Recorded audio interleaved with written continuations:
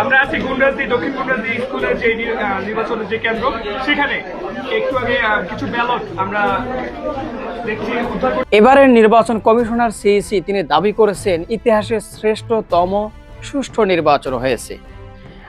আমরা বলতেই পারি যদি সেটাই হয়ে থাকে তাহলে ভিডিও শুরুতে যে ভিডিওটি আপনারা দেখলেন যে আগে থেকেই একটা প্রতীকে সিল মারা আছে, প্রতীকটা হলো ধানের শীষ, সেটা আপনারা দেখলেন।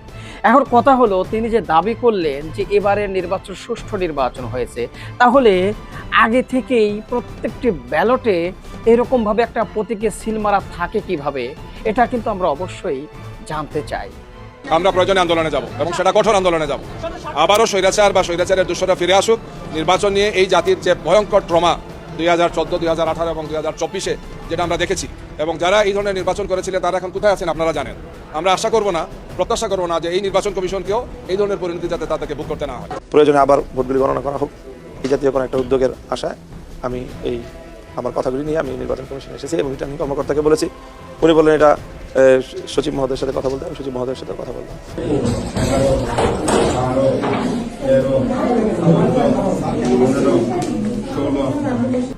না, আমি ওনারা বলতেছি ভোট গণনার কথা, উনি বলতেছে ভোট গণবে না। এখন উনি বলছে গোনা হয়ে গেছে। এখন আমি এই জায়গার এই চিফ এজেন্ট, আর উনি ভোট না কই না, উনি নিজেরা ভোট করতেছে। এখন স্যার আপনি ভোট গুনবেন না কি কারণে এটা বলেন? আপনি তো আমার সামনে একবারও ভোট গুনলেন না। আপনি কিছু একটা বলেন স্যার। আপনি যে ভোটটা গুনলেন না আমার সামনে, আমি তো বললাম যে আপনি আপনি বলেন। দেখেন 326 হয়ে গেছে 826, এটাই হচ্ছে পরিস্থিতি।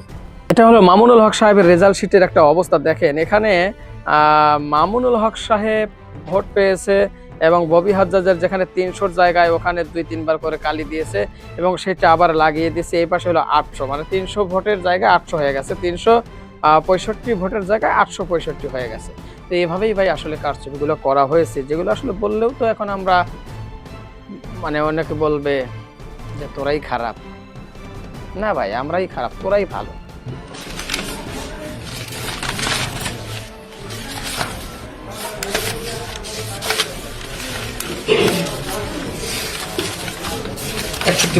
দর্শক, এতক্ষণ আপনারা শুনলেন ভিডিওর শিরোনাম, এখন শুনতে চলেছেন বিস্তারিত। গতকাল সারাদিন আমরা ভোট দিয়েছি এবং সারাদিন ভোটের পরিস্থিতি কীরকম ছিল এবং রাত্রে রেজাল্টের সময় কি পরিস্থিতি ছিল এটা কিন্তু আমাদের সকলের জানা বাকি নেই।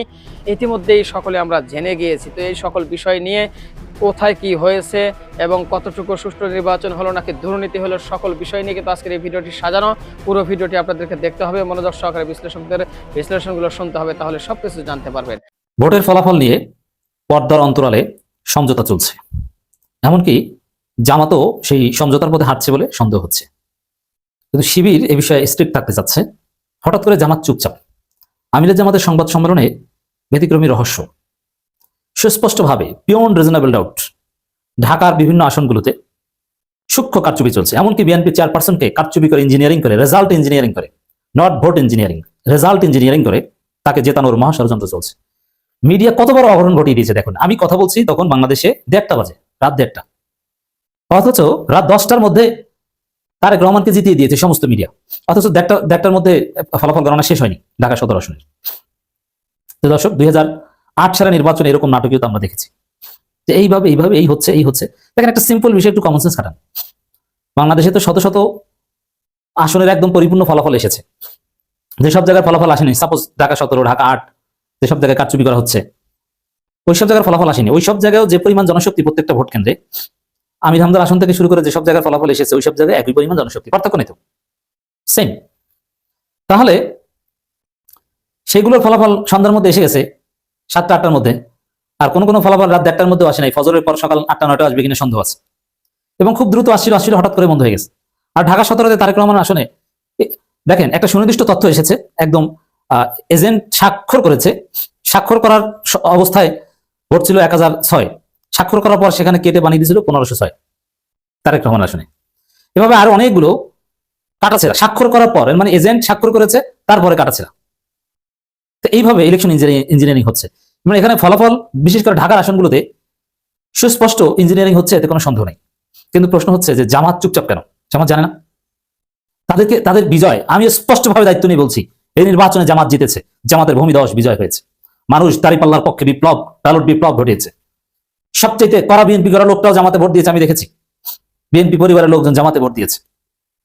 এখন দেখতে পাচ্ছি যে বিএনপি জিতছে না, জিতে নাই, জিতানো হচ্ছে, গভীর রাতে জেতানো হচ্ছে। কিন্তু আমার সন্দেহটা জামাতের দিকে।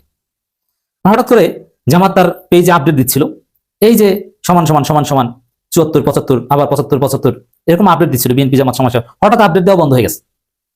এবং আমিরে জামাত সংবাদ সম্মেলনে যা বলেছেন তাতে গণভোট বিজয়ী হয়েছে শুকরিয়া জানিয়েছেন, আর বাকিগুলো নিয়ে পরে বলবেন, একটু নরম সুর এবং কেমন কেমন যেন একটু হাসি দেন। এর মানে কি আসলে কি সেই মেটিকুলাস ডিজাইন ভাগ বাটোয়ারা? এই ভাগ বাটোয়ারায় অনেকে বিসর্জন দেওয়া হয়েছে। তা জামাত কি ভয় পেয়েছে নাকি যে এত বড় বিজয় ধারণ করতে তারা পারবে না, এই জন্য বিএনপিকে নিয়ে ভাগটা করে চালাক? না, ইউনুস বাধ্য করেছে। মানে এমন মনে হচ্ছে আমির জামাতের এপিয়ারেন্স দেখে কি যেন একটা লুকাতে চাচ্ছেন, কিছু একটা বলছেন না, অ্যাভয়েড করছেন। এমনকি বিপ্লবী নাহিদ ইসলামও চুপচাপ, কি যেন একটা অ্যাভয়েড করছেন। মামুনুল হকও চুপচাপ। মামুনুল হককে নিয়ে আরেক নাটকীয়তা, হঠাৎ করে খবর দেখি মামুনুল হক জিতে গেছে, আবার একটু পরে খবর দেখি যে না ববি হাজরা জিতে গেছে। মেইন স্ট্রিম মিডিয়ার খবর, কতটা নোংরা হতে পারে। আবার ডাক্তার শফিকুর রহমান জিতে গেছেন, সমস্ত মিডিয়ার খবর। একটু পরে আবার বিএনপি প্রার্থী দাবি করেন তিনি জিতে গেছেন, আলহামদুলিল্লাহ। মানে এটা কি?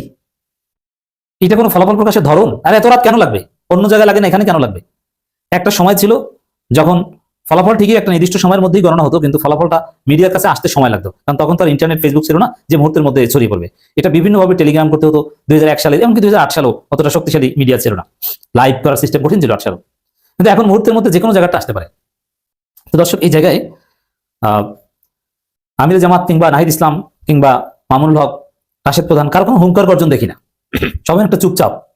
না, আমার কাছে যেটা মনে হচ্ছে যে ইউনুস একটা ঝুলন্ত পার্লামেন্ট টাইপের বা ভাগ বাটোয়ারা করে কিছু একটা দিয়ে যাবেন, অথবা কোথাও থেকে সেনাপ্রধান থেকে কিংবা ইউনুস থেকে কিংবা তারেক রহমান থেকে কোনো ফোন এসেছে, কোনো আলাপ আলোচনা পর্দার অন্তরালে চলে থাকতে পারে। নইলে স্পষ্ট জালিয়াতির বিরুদ্ধে আমির জামাত সুস্পষ্ট নির্দেশনা কেন দিবে না? নাহিদ ইসলাম কেন ঢাকা ঘেরাও করার, ঢাকা অবস্থান কর্মসূচি দিল না? চুপচাপ কেন? দর্শক, এটা নিয়ে রহস্য। আমির জামাতের বক্তব্যটা একটু শুনে দেখেন। বেশ কিছু আসনে ফল প্রকাশ এখনো ঝুলিয়ে রাখা হয়েছে, অভিযোগ করে জামাত ইসলামী, কিন্তু কোনো কঠোর কথা নেই। আমরা নিশ্চিত আমাদের কাছে সাইন করা যে শীট আছে সেখানে দেখছি আমরা এগিয়ে আছি, কিন্তু এটা নিয়ে স্থানীয়ভাবে টালবানা করা হচ্ছে। বলা হচ্ছে পোস্টাল ব্যালট মিলিয়ে দেখতে হবে, একটু এই আছে ওই আছে, কিছু কথা বলেছেন, কিন্তু তারপর একটু কেমন যেন হাসি দেন আমির জামাত। মানে ফিনিশিং দিচ্ছেন না, যে কথা বলেছেন এর উপর তো একটা ফিনিশিং আসা দরকার। নাসিরউদ্দিন পাটোয়ারির সাথে যা হচ্ছে, নাহিদ ইসলামের সুস্পষ্ট ঘোষণা দরকার না। এর মানে পিছনের চাপ আছে। কতটি আসনে পর্যন্ত বিজয়ী হয়েছেন? সাংবাদিকদের এমন প্রশ্ন জবাবে জামাত আমির বলেন এটা সঠিক উত্তর আমাদের কাছে নেই, কারণ বেশ কিছু আসন ঝুলিয়ে রাখা হয়েছে। এটা হঠাৎ মানে এই আমির জামাত এই বক্তব্যের আগ পর্যন্ত আপডেট দিচ্ছিল, সেকেন্ডে আপডেট করা হচ্ছিল, কিন্তু হঠাৎ করে আপডেট বন্ধ। এর মানে কি ফলাফল সব এক জায়গা থেকে আসবে? জামাতের ফলাফল ঘোষণা করে লাভ নাই, বিএনপিতেও লাভ নাই, ফলাফল ওহির থেকে আসবে নাকি? এই ধরনের আপোষ চলছে কিনা? জামাত আমির বলেন, আমরা আশা করছি সরকার খুব শীঘ্রই অফিসিয়াল রেজাল্ট পাবলিশ করলে আমরা চূড়ান্তভাবে দৃষ্টিভঙ্গি জাতিকে জানিয়ে দেবো। তো তখন তার কিছু করার থাকবে না, কারণ অফিসিয়াল রেজাল্ট পাবলিশ করার আগে আপনি রিচেক করান, আপনি আবার গণনা করতে বাধ্য করান। নির্বাচন রাজনীতি তত সহজ নয়। তো জামাত যদি এই ফলাফলকে বের করে আনতে না পারে, তাহলে ভোটারদের কাছে তাদের জবাবদিহি করতে হবে। জনগণ ভোট দিয়েছে তাদেরকে, কিন্তু সেই ফলাফল তারা কেন বের করে আনতে পারলো না?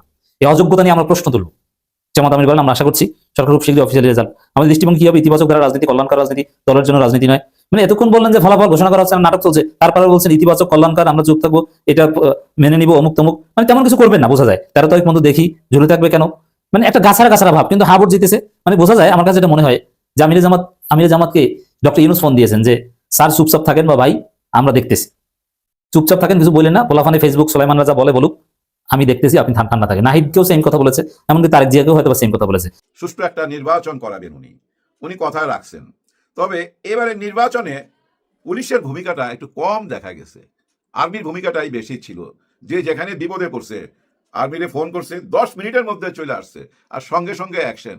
একজনকে তো দেখলাম ভাই ইচ্ছা মতো দিল, ইচ্ছা মতো, জানেন। যাই হোক, দেওয়ার দরকার আছে, এইভাবে না দিলে তো এত সুন্দর নির্বাচন হইতো না। তবে হ্যাঁ, অনেক প্রবলেম হয়েছে, অনেক আসনে ভোট জালিয়াতি হয়েছে, নকল ভোট দিছে, কেউ কাউরে পিটাইছে, এর ধরে টান দিছে, এক জায়গায় দেখলাম নেকাব নিয়ে টানাটানি করতেছে, অনেক রকম ঘটনা ঘটবে, কিছু করার নাই। কিন্তু তারপরও বলতে হবে, সুষ্ঠু একটা নির্বাচন অলরেডি হয়ে গেছে, ভোটের ফলাফলও আসা শুরু হয়ে গেছে। এখন কি ফলাফল? আমার অ্যাঙ্গেল থেকে আমি যতটুকু খবর নিলাম সন্ধ্যা থেকে নিয়ে এই পর্যন্ত, এখন কয়টা বাজে? রাত্রের প্রায় 10:30। আমি এই পর্যন্ত, সন্ধ্যা থেকে এই পর্যন্ত টেলিফোনে, ভিডিওতে, ফেসবুকে, চারিদিকে, ইউটিউবে খোঁজাখুঁজি করে যেটুক পাইলাম, সমানে হাড্ডাহাড্ডি লড়াই চলতেছে ভাই। কেউ বলতে পারবে না আমি জিতা গেছি, এই পর্যায়ে আসে নাই এই পর্যন্ত। বাকিটা রাতের শেষ রাতের দিকে বলা যাবে, আগামীকাল শুক্রবার বলা যাবে। কিন্তু ফলাফল যাই আসুক, জনগণের বিজয় হবে, তাই না? জনগণ যাকে চাইবে সেই হবে আমাদের প্রধানমন্ত্রী। এটা মাইনা নিতে হবে। যারা মাইনা নিবে না তারা দেশে অশান্তি চায়। ফলাফল যেটা হবে সেটা মাইনা নিতে হবে। আর মাইনা নেওয়ার পর কি হবে জানেন? ডক্টর ইউনূস স্যারের বিদায় হবে। হ্যাঁ, আবার বেহালা বাজা আরম্ভ হইলো। হ্যাঁ, ওনাকে বিদায় দিতে হবে। উনি কিন্তু কথা দিছিলেন আমি 1.5 বছরের মধ্যে নির্বাচন দিয়ে দেব। আর জানাব ওয়াকার সাহেব কথা দিছিলেন 18 মাসের মধ্যে নির্বাচন হবে। 17 মাসের মধ্যে নির্বাচন হইলো, কিন্তু ওয়াকার সাহেবের কথাটাই ঠিক। আর ডক্টর ইউনূস স্যার যে কথাটা দিছে সেটাও তো ঠিক। ওনার কথা কেউ বিশ্বাস করতেছিল না। আপনারা যারা বিশ্বাস করতেছিলেন না, এই যে টক শোতে আইসা বলতেন উনি কোনোদিনই নির্বাচন দিবে না, 5 বছর পর নির্বাচন দিবে, উনি যদি কোনো চেয়ারে বসে ওই চেয়ার ছাড়তে চায় না। আরে ভাই উনি ওই চেয়ার ছাড়বে না বলতেন না? অনেকগুলা বুদ্ধিজীবী আছে ভাই, ওনাদের একটাই কাজ ছিল শুধু মানুষকে না বিভ্রান্ত করা, মানুষের ভিতরে ভয় ঢুকাইয়া দেওয়া। এর মধ্যে সবচেয়ে বড় ওস্তাদ কে জানেন? এই যে তৃতীয় মাত্রার কি যেন নাম, ওই যে জিল্লুর রহমান, ওই জিল্লুর রহমান সাহেব তৃতীয় মাত্রার সাংবাদিক, ওই একটা চ্যানেলের ওই একটা অনুষ্ঠানের সাংবাদিক। উনি একই কথা বলে যাইতাছিল সপ্তাহে 8 দিন, একদিন ওভারটাইম করতো, সপ্তাহে 8 দিন ওই একই কথা, নির্বাচন হবে না, হইতে পারে না। আর যখনই অন্য অ্যাঙ্গেলে কথা বলতো সব ধনীদের নিয়ে কথা বলতো। গার্মেন্টস নিয়ে যখন কথা বলতো ওই গার্মেন্টস এর মালিকরে নিয়ে চিন্তা, তাদের মাল রপ্তানি করতে পারছে না, এলসি করতে পারছে না, উনি এই চিন্তাই মইরা যায়। কিন্তু ওই যে 5ই আগস্টে যে মা বাবা তাদের সন্তান হারাইলো, কেন হারাইলো, কি কারণে হারাইলো, 16 বছর এই দেশে কি হয়েছিল, কেন হয়েছিল, এইসব আলোচনায় মুখে নাই। ওনার ওই মুখে একটাই আলোচনা ছিল, ওনার একা বলতেছি কেন, একটা গ্রুপই আছে ভাই, এরা টোটালটাই একটা গোডাউনের প্রোডাক্ট, একদম একটা গোডাউনের প্রোডাক্ট। যেমন চান্দা ব্যাটারি ফ্যাক্টরি থেকে শুধু চান্দা ব্যাটারি বাইর হইব, অন্য কোনো ব্যাটারি তো বাইর হইব না। ওনাদের একটাই কথা ছিল ডক্টর ইউনূস কোনো কাজেরই লোক না। কিন্তু উনি যা কইরা দিয়া গেলেন না, এটা আপনারা বুঝতে পারবেন। আগামীতে যে সরকার ক্ষমতা আসবে, যে জনগণের সরকার তো ক্ষমতায় আসবে, জনগণ যাকে চাইছে সে তো ক্ষমতা আসবে। ওনারা আসার পর আপনারা বুঝতে পারবেন আমাদের এই মিডিয়া এগুলো প্রকাশ করে নাই। উনি আমাদের বাংলাদেশের স্বার্থের জন্য, বাংলাদেশের স্বার্থে কাজে লাগবে এরকম অনেকগুলা কাজ কইরা দিয়া গেছে। চীনের সাথে, আমেরিকার সাথে, টার্কির সাথে, অনেক দেশের সাথে এবং পাকিস্তানের সাথেও এরকম একটা মিল বন্ধন কইরা দিয়া গেছে যেন এই দেশটা আর বেপথে না যায়। কেউ চাইলেও নিতে পারবেন না, ওই সিস্টেম অলরেডি কইরা ফেলাইছে। আর ওই সিস্টেমের চাবিটা হলো হ্যাঁ ভোট। হ্যাঁ ভোট জয়যুক্ত হবেই। হ্যাঁ ভাই, হ্যাঁ ভোট জয়যুক্ত হবে, অলরেডি হয়ে গেছে, আপনারা ধরে নিতে পারেন। যার জন্য এত জোর দিয়ে বলতেছি এই দেশকে আর কেউ বেপথে নিতে চাইলে নিতে পারবে না। আমরা গত 16-17 মাস কি পাইলাম? একটা স্বাধীনতা পাইছিলাম স্যারের কাছে, যা ইচ্ছা তাই বলতে পারতাম, যার যা মুখে আসে। ওই যে আম তারিখের কথা মনে আছে? এমন ভাবে চাপ দিছে মনে হয় নিচে কাপড় নষ্ট হয়ে গেছে। তাও কোনো কেউ প্রতিবাদ করছে, কেউ কোনো কথা বলছে? আরে শেখ হাসিনার সাথে ম্যাডাম না লাগাইলে, আপা না লাগাইলে, মাননীয় না লাগাইলে ওই দিন রাইটই তো তুলে লয়ে যেত বেটা তরে। কিন্তু দেখেন উনি স্বাধীনতা দিছে সবাইকে। আমাদের মিডিয়ায় এই যে টক শোতে আসা বুদ্ধিজীবীরা যা ইচ্ছা তাই বলছে, ওনার পায়জামা নিয়ে সারাদিন টানাটানি করছে, কিচ্ছু বলে নাই। এই স্বাধীনতাটা পাইছি গত 17 মাসে। যদি কেউ জিজ্ঞাসা করেন ডক্টর ইউনূস স্যার কি দিছে, আমি বলবো এই 17 মাসে শুধু কথা বলার স্বাধীনতা দিছে, যেটা গত 54 বছর 55 বছর পাই নাই। এইটুকুই পাইছি। আর আপনাদের মনের মধ্যে শান্তি আসুক, আল্লাহ আপনাদের মনে শান্তি দে। উনি চলে যাবে। ওই যে আপনারা যারা বইলা বেড়াইতেন না উনি আবার প্রেসিডেন্ট হইতে চায়, অমুক দলের সাথে হাত করছে, ঘোড়ার ডিম। আসলে আপনাদের মাথার মধ্যে না এই ঘটের মধ্যে কিচ্ছু নাই। কেন বললাম? আপনারা বলছিলেন না 5টা বিশ্ববিদ্যালয় এই যে ছাত্র শিবির পাশ করবে না, পাশ করছে। তো আপনাদের কথা ঠিক হয়েছে? ঠিক হয় নাই। আবার এই জাতীয় নির্বাচন নিয়ে যেসব ভবিষ্যৎবাণী করছেন, যারা যারা এই যে জরিপ চালাইছেন, দেখেন আপনাদের জরিপের ফলাফল আর এই জনগণের রায়ের ফলাফল, জনগণ কি রায় দিছে সকালবেলায় জানতে পারবেন। জোর দিয়া বলতেছি না কেন, আমি ভাই ভিতরে খোঁজ খবর নিছি, তো খোঁজ খবর নিয়ে যেটুক পাইছি সমানে সমানে হাড্ডাহাড্ডি লড়াই চলতেছে। একবার এই উপরে যায়, একবার এই উপরে যায়। এই অবস্থায় কিছু বলা যাবে না, শুধু এইটুকুই বলবো ফলাফল যেটাই হবে এটা জনগণের ফলাফল, সেটা মাইনা নিতে হবে। কিছু জায়গায় গন্ডগোল হয়েছে, এটা হইতেই পারে ভাই, 300 আসনে নির্বাচন হইতেছে, ওর মধ্যে কিছু জায়গায় গন্ডগোল হবেই, কারণ এটা আমাদের ক্যারেক্টার, তো চরিত্র। তবে একটা জিনিস ভাই বুঝা গেছে, আমি যেটুকু বুঝছি, ভোটের সংখ্যা কিন্তু কম, আগের মতো না। আওয়ামী লীগ কিন্তু ভোট দেয় নাই। হ্যাঁ, আওয়ামী লীগ ভোট দেয় নাই, গেছে আমার মনে হয় 30% 40% লোক গেছে। আওয়ামী লীগের 100-র মধ্যে 40 ভাগ 35 ভাগ লোক গেছে। এই যে গোপালগঞ্জে যে ভোট গণনা হইলো, একটু রায় পাইছি, এই গোপালগঞ্জে থেকে যেটুকু জানতে পারলাম, নীরব ভাই, কোনো আওয়াজ নাই, চুপচাপ কিছু মানুষ ভোট দিতে গেছে, হয়তো 25 থেকে 30 ভাগ লোক ভোট দিতে গেছে, বাকিরা যায় নাই।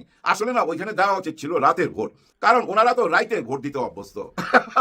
রাইতে ভোট দিত না, দিনে ভোট দেওয়ার অভ্যাস নাই, যার জন্য অনেকেই ভোট দিতে যায় নাই।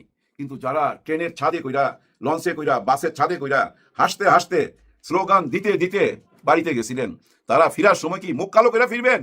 না না না, মুখ কালো করে ফিরবেন না। জনগণের রায় হয়ে গেছে তো ভাই, জনগণের রায় হয়ে গেছে।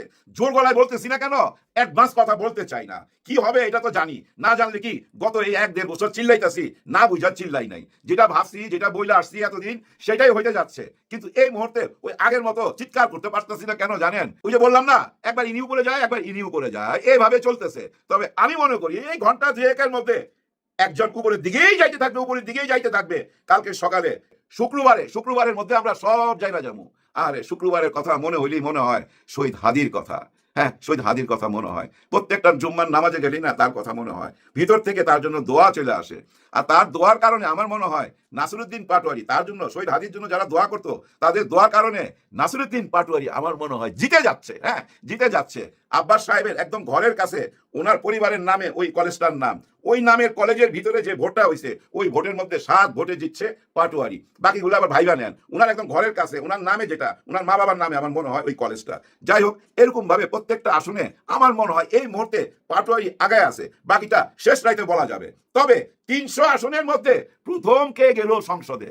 ওই একবার আগে বলছিলাম, আবার বলি, হাসনাত আব্দুল্লাহ আমার মনে হয় সে রেকর্ড করছে। ওনার ওখানে বোধহয় 126টা কেন্দ্র আছে, 126টা কেন্দ্র, প্রত্যেকটা কেন্দ্রেই উনি জয় হয়েছে, প্রত্যেকটা কেন্দ্র। এরকম জয় আমার মনে হয় না 30টা আসনের মধ্যে আর কেউ ছিনে আনতে পারবে। একজন হাসনাত আব্দুল্লাহ গেলেই তো ভাই সুন্দরবনের বাঘ পুরা সংসদ কাইপা উঠবে। এর মধ্যে যদি পাটোয়ারি যাইতে পারে, হায় হায়, পাটোয়ারি কি নির্বাচন দেখাইলো এটা!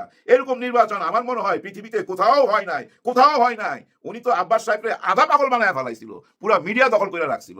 হাসতে হাসতে যেভাবে কথা বলে, এইভাবে কথা বলার জন্য ভাই কলিজা লাগে।